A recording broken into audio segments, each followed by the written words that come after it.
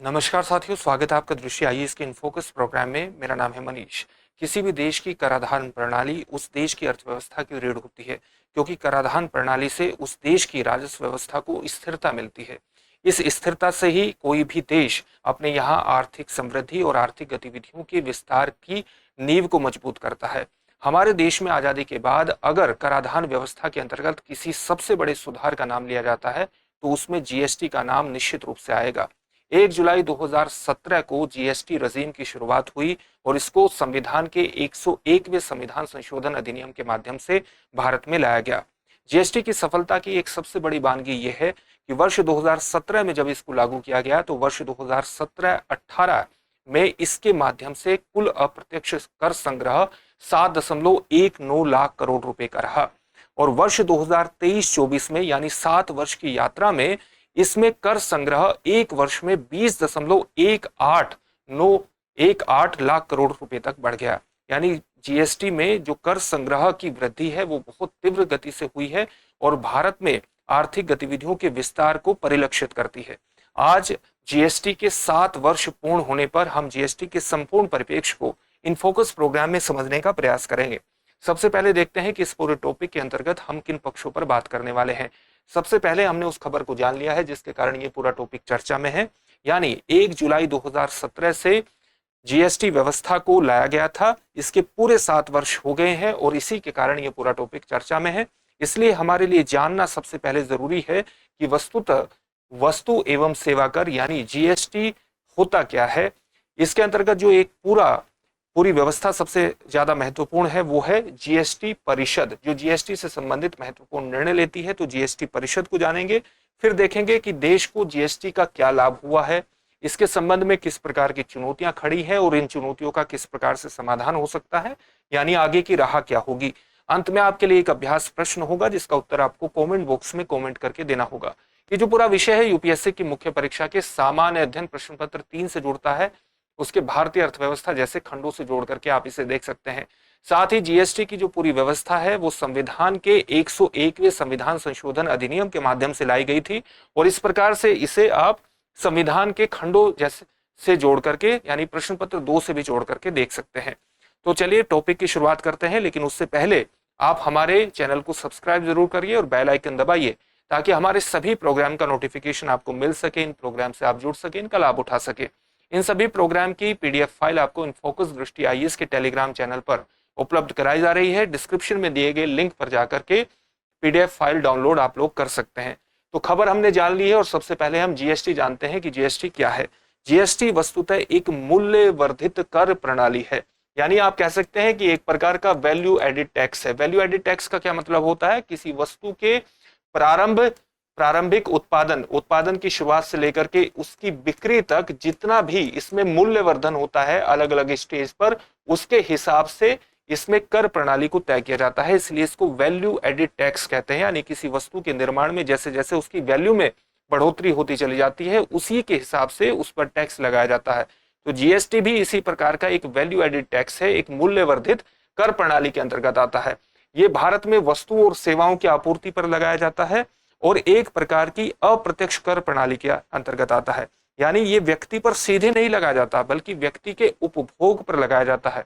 आप कोई भी वस्तु खरीदते हैं, अप्रत्यक्ष कर का मतलब क्या है कि जब कोई भी वस्तु आप खरीदते हैं तो उसके एमआरपी मूल्य में, वस्तु के एमआरपी मूल्य में ही ये व्यवस्था, ये कर शामिल होता है। किसी व्यक्ति पर डायरेक्ट नहीं लगाया जा सकता, यानी किसी व्यक्ति की आय पर नहीं लगाया जाता, क्योंकि आय पर जो कर लगाया जाता है वो प्रत्यक्ष कर के अंतर्गत आता है।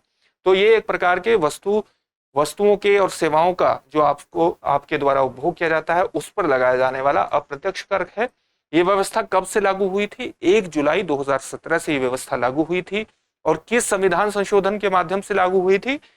101वें संविधान संशोधन अधिनियम 2016 के माध्यम से इसको लाया गया था। किस थीम के अंतर्गत लाया गया था? एक राष्ट्र एक कर एक बाजार, यानी one nation one tax one market theme के अंतर्गत इसको लाया गया था। इसमें करों की एक स्लैब व्यवस्था भी अपनाई गई, यानी करों की कई प्रणाली अपनाई गई, कई दरें अपनाई गई, जिनको हम कर स्लैब व्यवस्था कहते हैं। इसके अंतर्गत कुछ बहुत ही एसेंशियल कमोडिटीज पर, बहुत आवश्यक वस्तुओं पर जो करों की दर है वो 0% रखी गई। साथ ही 4 मुख्य कर स्लैब व्यवस्था अपनाई गई। कौन कौन सी? कुछ वस्तुओं पर 5%, कुछ पर 12% टैक्स लगा, कुछ पर 18% व्यवस्था की गई टैक्स की, और कुछ पर 28%। इसके अंतर्गत किन किन वस्तुओं को शामिल किया गया? जैसे 0% में बहुत ही आवश्यक वस्तुओं को शामिल किया गया। जैसे अगर आप शिक्षा, स्वास्थ्य और परिवहन सेवाओं को प्राप्त करते हैं तो उस पर किसी प्रकार का जीएसटी नहीं लगाया जाता है। साथ ही जो फल, सब्जियां और ताजी ताजी सब्जियां आप खरीदते हैं उन पर भी जीएसटी 0% लगाया जाता है। 5% कर प्रणाली के अंतर्गत किसको रखा गया? जो आवश्यक घरेलू वस्तुएं हैं, आवश्यक घरेलू आवश्यकताओं की क्या वस्तुएं हैं, चाहे चीनी हो, कॉफी हो, वनस्पति तेल हो या चाय हो, इन जैसी वस्तुओं पर 5% जीएसटी लगाने की व्यवस्था की गई। 12% के अंतर्गत किनको रखा गया?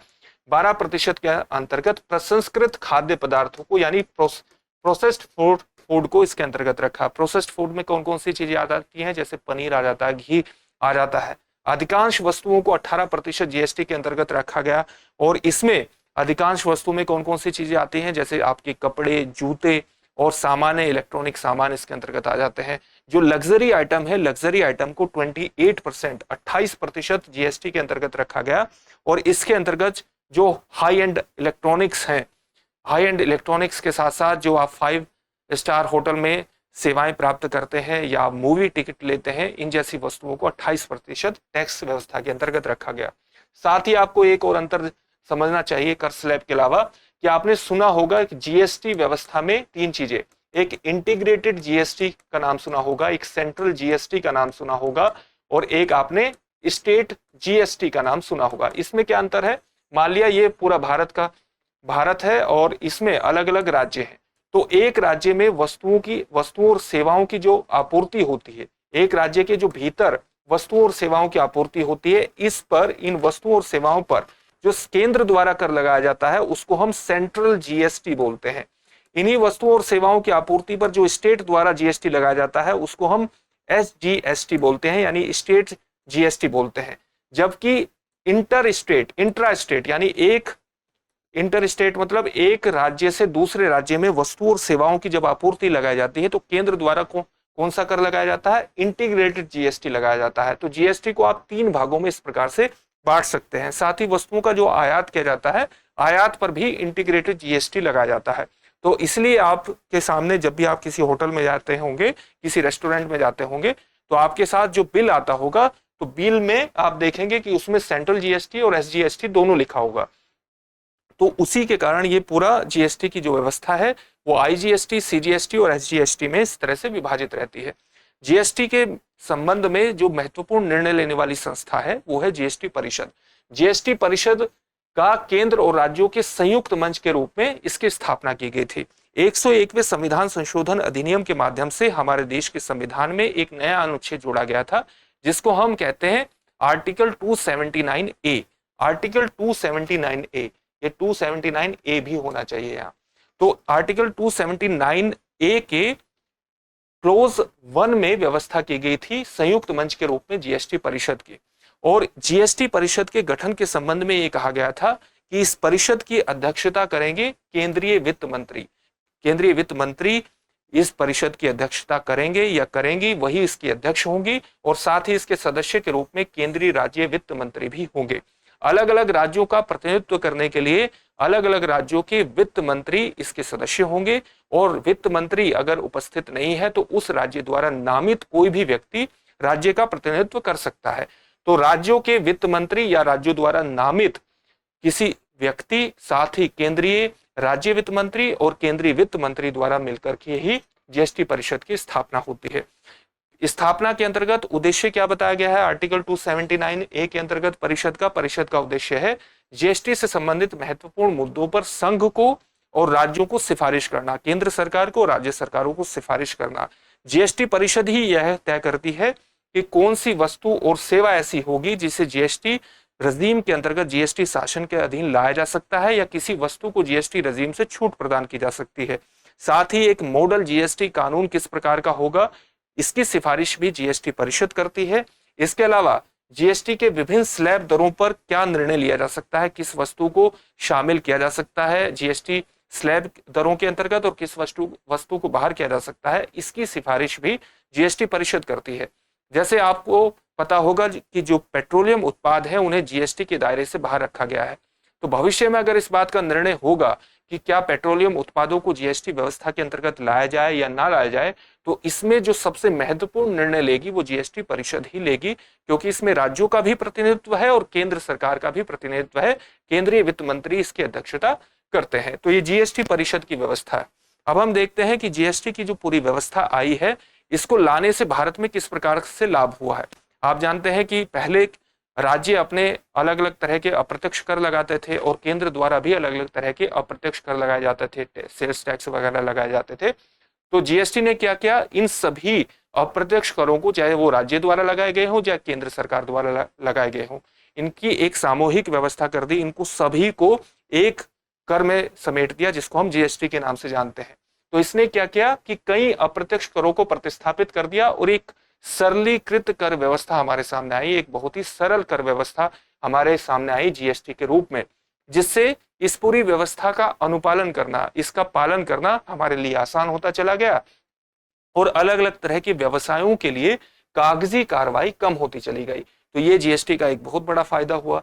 साथ ही इससे पारदर्शिता में भी बढ़ोतरी हुई, क्योंकि ऑनलाइन जीएसटी पोर्टल के माध्यम से कर प्रशासन को सरल बनाया गया और पूरी प्रणाली में एक पारदर्शिता, एक ट्रांसपेरेंसी आती चली गई। कर का बोझ भी लोगों पर कम हुआ, क्योंकि अलग अलग तरह के कर लगाए जाते थे अलग अलग राज्यों द्वारा और केंद्र सरकार द्वारा भी अप्रत्यक्ष कर लगाए जाते थे। तो व्यापक करों के समाप्त होने से कीमतें अलग अलग वस्तुओं की कम हुई और उपभोक्ताओं को भी इसका लाभ हुआ। इससे क्या हुआ, आर्थिक गतिविधियों के विस्तार में मजबूती, विस्तार को बल मिला। आर्थिक गतिविधियों के विस्तार को बल मिलने से हमारे देश में आर्थिक विकास की नींव पड़ी और अलग अलग क्षेत्रों में रोजगार सृजन भी होता चला गया। तो ये सबसे महत्वपूर्ण लाभ इसके हुए और साथ ही केंद्रीय कर संग्रह में लगातार बढ़ोतरी होती चली गई। कराधान व्यवस्था मजबूत हुई। कराधान व्यवस्था मजबूत होने से देश अलग अलग क्षेत्रों में अलग अलग सामाजिक जो दायित्व है राज्य के, वो निभाने में भी सक्षम हुआ। और जैसे खाद्य प्रणाली के अंतर्गत जो राज्य मदद, जो लोक कल्याणकारी कार्य किए जाते हैं, उसमें भी स्टेट की ताकत बढ़ी। इसके संबंध में चुनौतियां क्या है, चुनौतियों के बारे में अभी हम देखेंगे कि ये जो पूरी कर व्यवस्था है, इसमें 4 स्लैब बनाए गए हैं, यानी एक तरह से 4 दरें निर्धारित की गई है अलग अलग वस्तुओं के अंतर्गत। तो ये पूरी बहुत जटिल व्यवस्था हो जाती है। तो जटिलता के कारण इसका अनुपालन करना भी बेहद मुश्किल हो जाता है। तो जो पूरा कर स्लैब व्यवस्था है, एक जटिल संरचना को अभिव्यक्त करती है। व्यवसायों के लिए, छोटे छोटे उद्यमों के लिए विविध नियमों को समझना बेहद मुश्किल हो जाता है, उनका पालन करना अपने आप में एक चुनौती बन जाती है।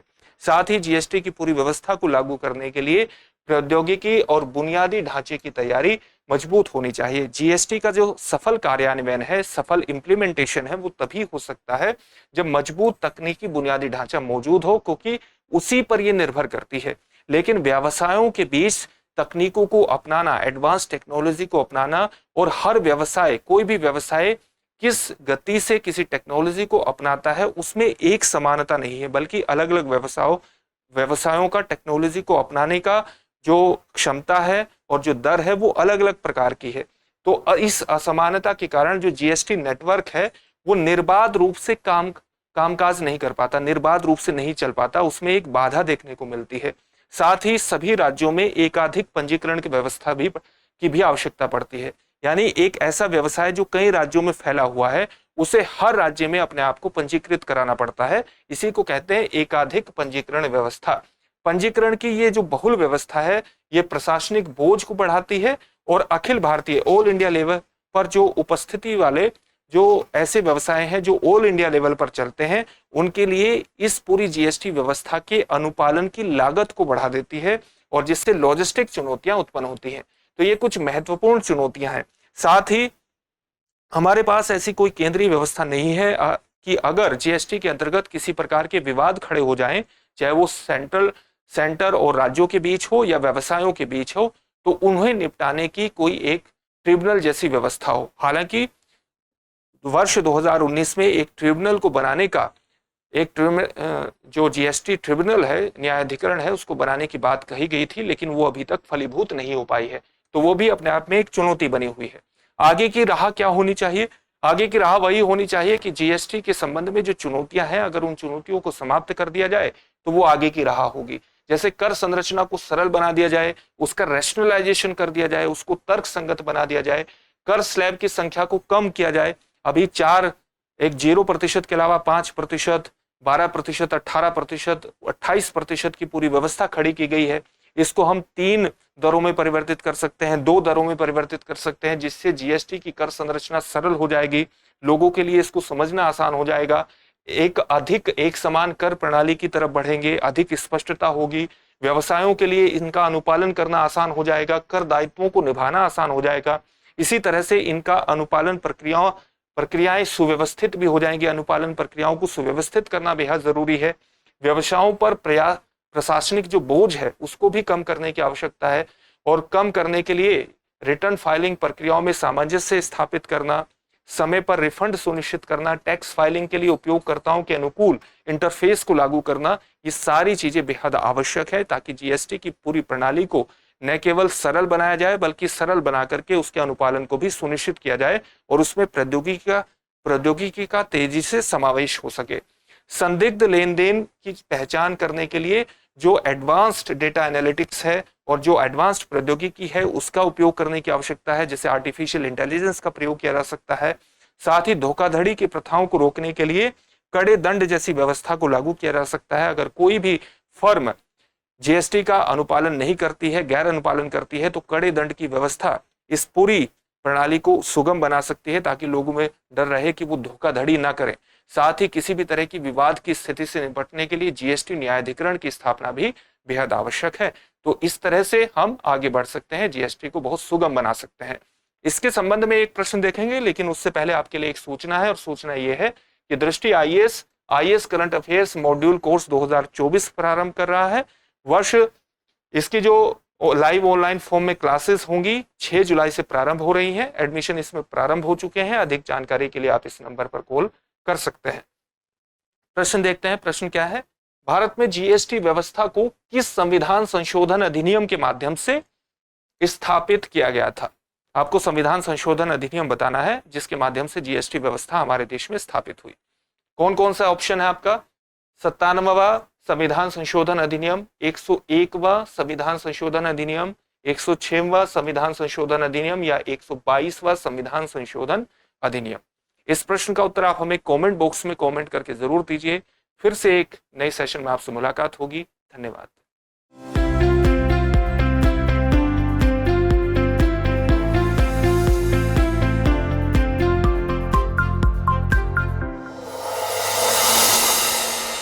डियर व्यूअर्स, अपने एग्जाम की तैयारी को और बेहतर करने के लिए हमारे चैनल को लाइक, शेयर और सब्सक्राइब करना न भूलें।